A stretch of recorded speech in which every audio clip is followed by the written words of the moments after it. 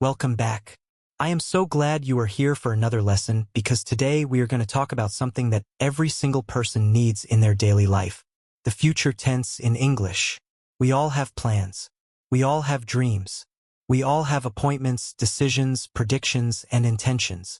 And in English, all of that requires knowing how to talk about the future correctly.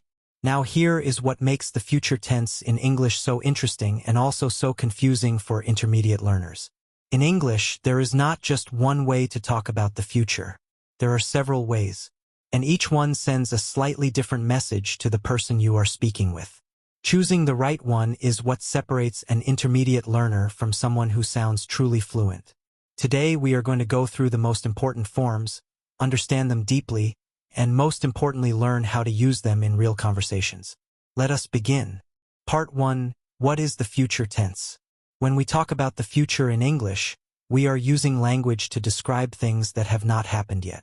We could be talking about something we planned, something we decided just now, something we are certain about, something we think will probably happen, or something that is already scheduled and confirmed.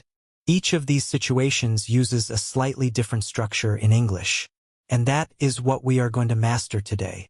The four main ways to express the future in English are the following: will, going to, present continuous used for the future, and simple present used for the future. Each one has its own meaning and its own situation where it fits best. By the end of this lesson, you will know exactly which one to choose and why. Part 2. When to use each future form. Let us go through each one carefully. Will is used for several important situations. You use will when you make a spontaneous decision. A decision you are making right now at this moment, not something you planned before. Someone asks you who wants to help me move this table and you immediately say, I will help you. You did not plan that. You decided in that moment. You use will for promises. I will call you tonight. I will never forget what you did for me. I will always be there for you. You use will for offers. I will get the door. I will carry that for you. You use will for predictions based on what you think or believe, especially when you do not have strong evidence. I think it will rain tomorrow. I believe she will do very well in the interview. I do not think they will agree with us on this. You use will for facts about the future that are certain. The sun will rise tomorrow morning. The year will end on December 31st. Now going to is different. You use going to when you have already made a plan or decision before this moment. It was decided in the past, not right now. I am going to visit my parents this weekend. That is something you decided earlier, maybe days ago. I am going to apply for a new job. I am going to start exercising regularly. You also use going to for predictions based on what you can see right now, on present evidence. If you look out the window and the sky is completely dark and full of clouds, you say it is going to rain. You can see the evidence. You are not guessing, you are reading the signs. The present continuous for the future is used for fixed and confirmed arrangements, especially social and professional plans. Things that are already in your calendar, already agreed upon with other people. I am meeting my manager tomorrow at 9. I am flying to Paris next Monday. We are having dinner with them on Saturday. These are not just intentions. They are arranged. They are happening. The simple present for the future is used for scheduled events based on timetables and official programs. Things like transport, classes, events, opening times. The train leaves at 7:15. The conference starts on Monday. My flight arrives at 11:45. The store opens at 9 o'clock tomorrow. Part 3. How to use each form. The structure. Let us build the sentences now.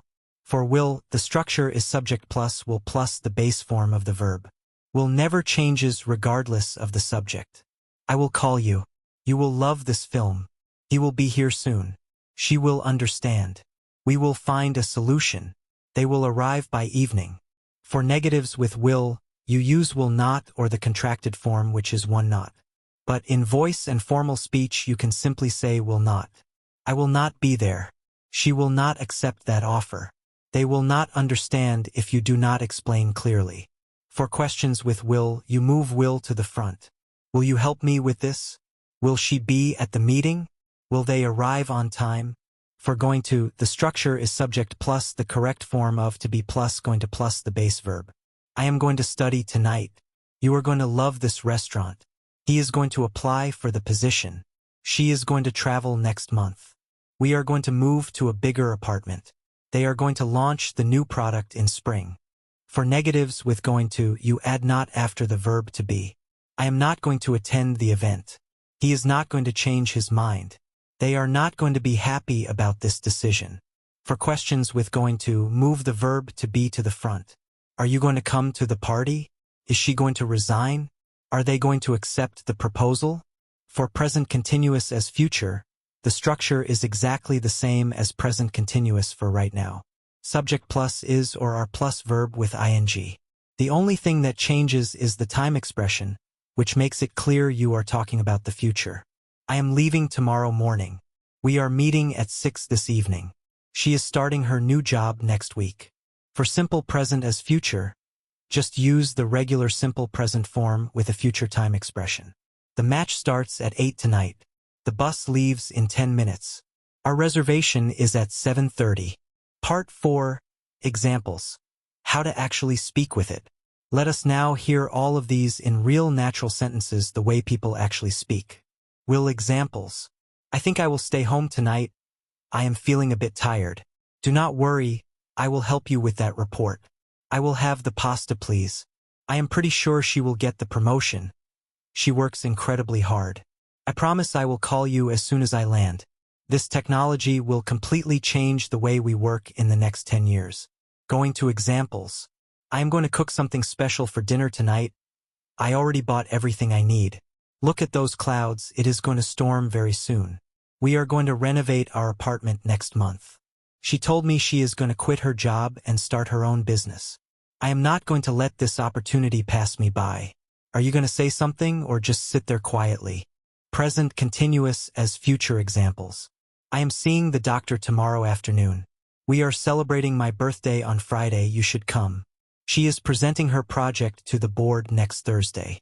I am not going to the conference because I am traveling that week. Are you doing anything this weekend? Simple present as future examples. The last train to the airport leaves at 11:20. Our meeting starts in 15 minutes, so we should get ready. The semester ends on the 25th of June. The shop closes at 8 tonight, so we need to go now. Part 5. How to use the future tense in real-life communication. Now let us look at real situations where you will use the future tense in everyday life. Situation 1. Making plans with a friend. This is one of the most common situations in daily life. Your friend asks, "What are you up to this weekend?" And you say, "On Saturday I am going to a family lunch in the morning. In the afternoon I am meeting a friend downtown. We are going to walk around and maybe watch a film. On Sunday I am not doing anything specific. I will probably just rest and read. Do you want to do something Sunday evening?" Notice how naturally you move between going to for planned intentions, present continuous for confirmed arrangements, and will for something more spontaneous and uncertain like probably just resting. Situation 2. Talking about your future goals and ambitions. Someone asks you, "Where do you see yourself in 5 years?" You say, "Honestly, I am not entirely sure yet, but I have some clear goals. I am going to finish my master degree first. After that, I want to work for an international company for a few years. I think remote work will become even more common by then, so I am hoping I will have the flexibility to work from different places. Eventually, I would love to start something of my own. I believe that if I stay focused, things will work out." That is a complete, natural, fluent answer about the future using multiple forms correctly. Situation 3. Making an offer or a quick decision. Someone drops something on the floor. You say, "I will get that for you." Someone needs help carrying bags.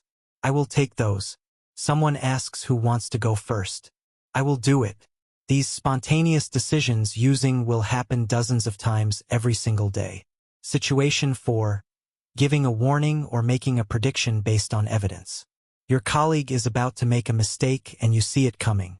You say, "Careful, if you send that email now without checking it first, it is going to cause a lot of confusion."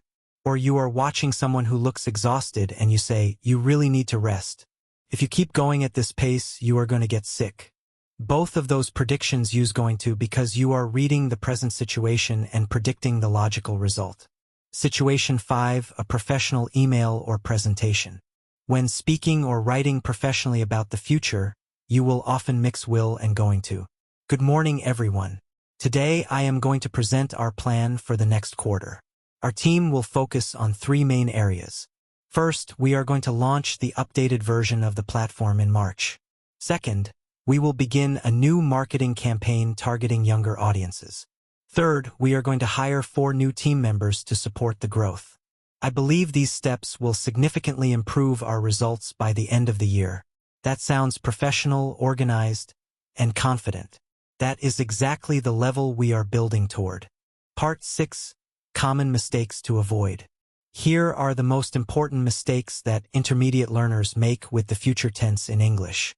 Mistake 1. Using will for everything. Many learners default to will for every future situation because it feels safe. But using will for something that was already planned sounds unnatural. If you decided yesterday that you are visiting your parents this weekend, say I am going to visit my parents, not I will visit my parents. Using will there suggests you just decided that second. Mistake 2. Confusing going to and present continuous. Both can talk about plans, but present continuous usually implies something more concrete and arranged with another person. I am going to travel to Spain suggests an intention. I am traveling to Spain next Friday suggests it is booked, confirmed, and in your calendar. Mistake 3. Saying will go instead of am going when talking about a scheduled event. The bus will leave at 7 is not wrong, but native speakers almost always say the bus leaves at 7 when referring to a timetable. Use simple present for fixed schedules. Mistake 4. Saying I am going to will do it or mixing 2 future forms in one verb phrase. Choose one form and commit to it. Each form is complete on its own. Mistake 5. Forgetting the base form after will. You never add s or ed after will. She will goes is wrong. She will go is correct. He will worked is wrong. He will work is correct. Final part, a message for you. Talking about the future is one of the most exciting parts of any conversation. It is where you share your dreams, your plans, your worries, and your hopes. When you master the future tense in English, you become able to talk about your life in full, not just what is happening now and what happened before, but where you are going and what you believe is coming. The key is this. Will is for right now decisions, promises, and general predictions. Going to is for plans already made and predictions based on evidence. Present continuous is for confirmed arrangements. Simple present is for fixed schedules. Say that to yourself a few times until it feels natural. Then practice it in real sentences about your own life. Here is your challenge for today. Write or say out loud 5 things you are going to do this week. 3 things you think will happen in your life in the next year. And 2 things that are already arranged and confirmed in your schedule. Use the correct form for each one. That simple exercise will do more for your fluency than reading grammar rules for an hour. Thank you so much for watching. If this lesson was helpful, please share it and subscribe so you never miss a new lesson. Leave a comment below and tell me one thing you are going to do this weekend. I always read your comments and I love seeing how you are progressing. See you in the next lesson.